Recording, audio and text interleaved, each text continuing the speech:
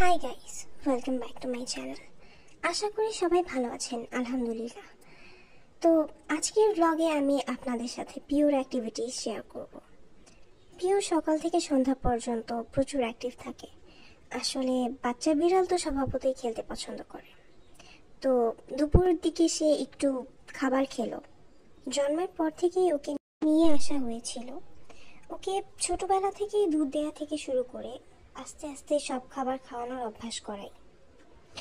তো বিকেলের দিকে বারান্দায় সে রোদে একটু কিছুক্ষণ ছোট একটি মাছি নিয়ে খেলা করছিল।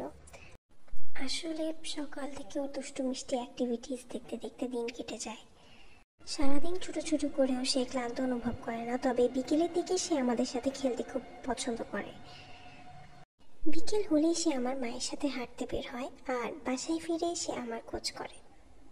তো আজকের ভিডিও এখানেই শেষ করছি। ভালো থাকবেন সবাই, আল্লাহ হাফেজ।